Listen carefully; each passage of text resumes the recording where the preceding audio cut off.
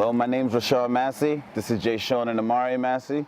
And the focus of this video is to try and find out some family history on the Massey family. We're starting here today in Newport, Rhode Island, here at Kings Park. And we're gonna try and find out a little bit about our grandparents and where they came from, what made them them, and just see what we can really find out.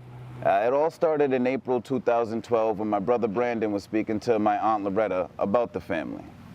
So I started talking to my Aunt Loretta Massey about the family history. She told me that her father had a number of siblings, and she couldn't remember all of the names, but she knew that some of them died young. And then she started going through the family names, some of the siblings, and she mentioned a Fascination Massey. So I said, okay, that's kind of a unique name. So I got on the internet and I started doing searches for Fascination Massey to see what I could find. While searching the internet for information on a Fascination Massey, Brandon comes across a post by a Sharon Downing, also searching for Fascination Massey on Ancestry.com. And so I came across a post on Ancestry.com. The user was Sharon Downing, and she was also looking for a Fascination Massey. In her post, she says that she's the great-granddaughter of Fascination Massey, and then she goes on to detail some of the information that she knows about the family that she's heard of. One of the things was that she said that she believed Fascination was either Quaker or Mormon. She married a man named Abraham Smith, and that they lived in Arlington, Dunloring, Virginia. She also mentions that Fascination has a sister named Cecilia who lived in White Plains, New York. But one of the interesting things that she mentions is that she believed that Fascination came from Fargo, North Dakota. So these were some of the things she mentioned, and I thought it was not a coincidence that my great-grandfather, Milton Coyle Massey, he was also said to have went to Fargo, North Dakota and come back to Newport, Rhode Island at some point. So I thought, okay, this must be a relative of mine, and I decided I'd have to try to find a way to track her down. So I was able to track down Sharon on Facebook, and I found out she was a cousin of mine. She lives in Virginia. And we started sharing information, going back and forth. She was telling me everything she knew about the Massey side on her end. I was filling her in about the Newport information, and we're just going back and forth, filling in holes. And one of the interesting things that Sharon mentioned is she said, you know, one of our relatives was a madam. And so I said, I was like, what do you mean a madam? Like a high-class lady madam, or are you talking like a prostitution madam? And she was like, prostitution. So I thought it was interesting, but like she said, she referred to this type of thing as table talk, which means it might have been a rumor. It was just some story that she heard. None of it was proven, and there was no proof of it. So, you know, I kind of just took it as, okay, that's an interesting story, and I didn't really think about it too much more after that. But as I was doing more research on the Massey family, I was kind of running into dead ends, and so I said, all right, let me take a look. I started looking for information about potential Masseys and prostitution.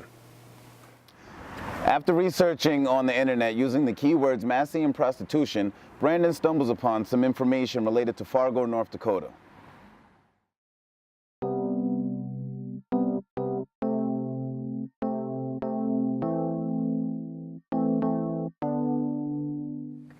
After finding a good amount of information related to the Massey family in Fargo, North Dakota, we decide to make a road trip. Welcome to Finding Melvina Massey.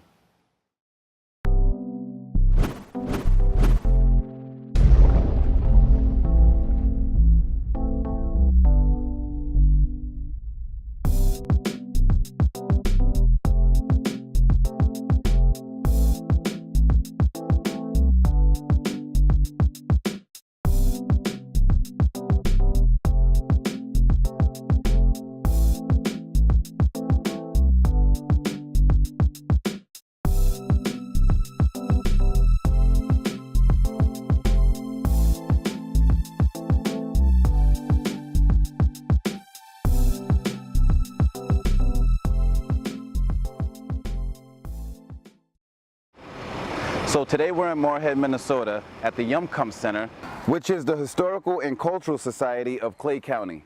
In this center, we are told that there's a Taboo exhibit which features Melvina Massey.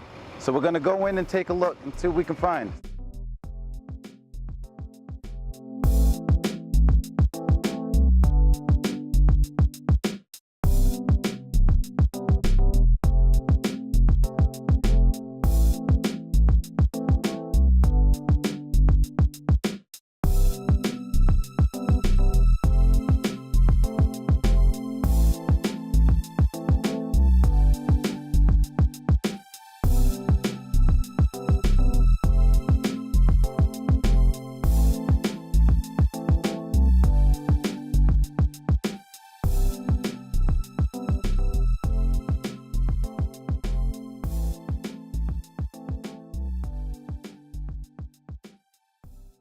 And now we find ourselves downstairs at the Hjemkomst Center in Minnesota.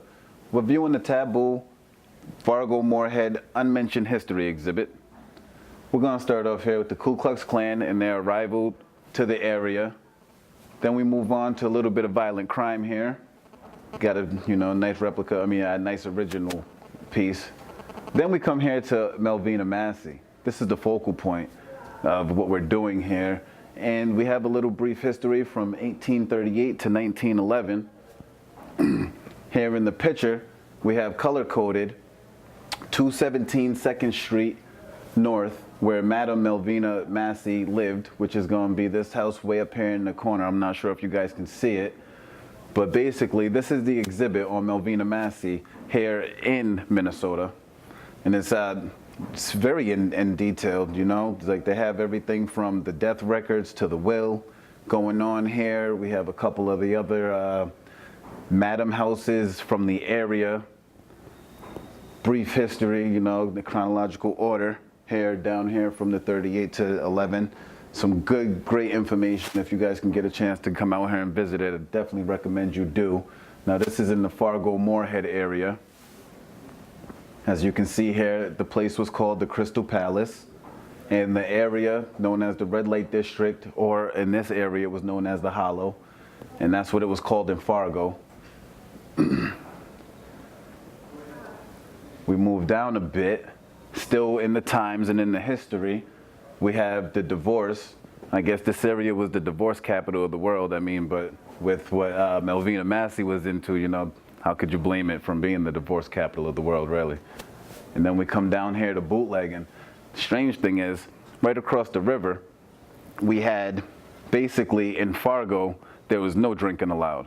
But here, if you cross the river, there was drinking allowed. So you can really see how people would probably come from across the river here in Minnesota, get their little drink on, cross the river, visit Melvina Massey's house, get their other stuff on. That's how history is, though. It's a lot of great stuff here, man.